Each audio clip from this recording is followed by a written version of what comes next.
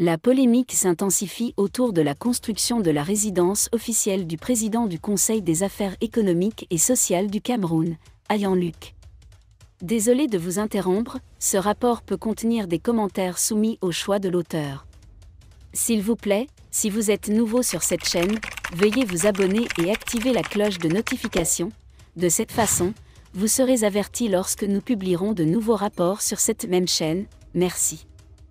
Alors que le projet avait fait polémique en juin dernier en demandant un budget de 2 milliards de francs CFA, la Société Générale vient de remporter le marché avec un montant final de 1,7 milliard de francs CFA.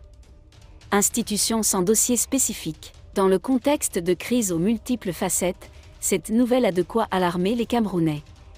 La dernière réunion du Conseil économique et social a eu lieu en 1986, et on sait peu de choses à son sujet, et ses activités semblent détachées des problèmes importants du pays. L'organisation, qui est théoriquement chargée d'assurer la santé économique et la paix sociale, a englouti d'énormes sommes d'argent, comme le siège de Yaoundé, qui a coûté 44 milliards de dollars. Privilèges excessifs. Ayan Luc, qui a présidé la commission pendant 40 ans, jouissait de privilèges excessifs, très éloignés du sort des citoyens camerounais. Outre des centaines de voitures de société et des premières maisons coûteuses, il vient de commander une nouvelle voiture pour 120 millions de francs CFA.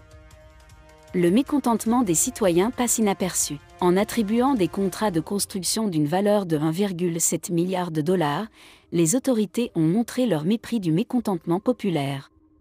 Le message semble clair, la critique de l'opinion publique a peu de poids comparée aux intérêts d'une élite coupée de la réalité nationale. Reste à savoir si les Camerounais accepteront ce privilège pendant une période plus longue alors que le Cameroun traverse une crise majeure.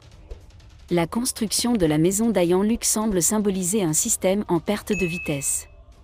Le Cameroun, comme de nombreux pays africains, est confronté à d'importants défis socio-économiques, notamment dans le secteur de l'éducation.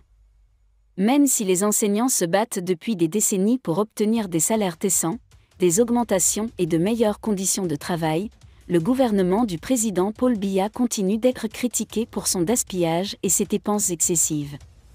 En juin dernier, l'opinion publique a été choquée lorsque le président du Conseil des affaires économiques et sociales du Cameroun, Ayan Luc, a demandé une subvention de 2 milliards de francs CFA, les gens environ 3,4 millions de dollars, tout ce qui véhicule un message de rejet des nouveaux élus dans la mémoire publique. Merci d'être resté avec nous. Il faut rappeler que M. Abdoulaye Irima Bakary, pour promouvoir la liberté d'expression, avec des millions de francs CFA, vos opinions à l'ancien maire de la deuxième commune de Maroua, dont l'extrême inefficacité a fait perdre la commune. Si vous avez aimé cette vidéo, merci de liker, partager, commenter et surtout vous abonner à la chaîne.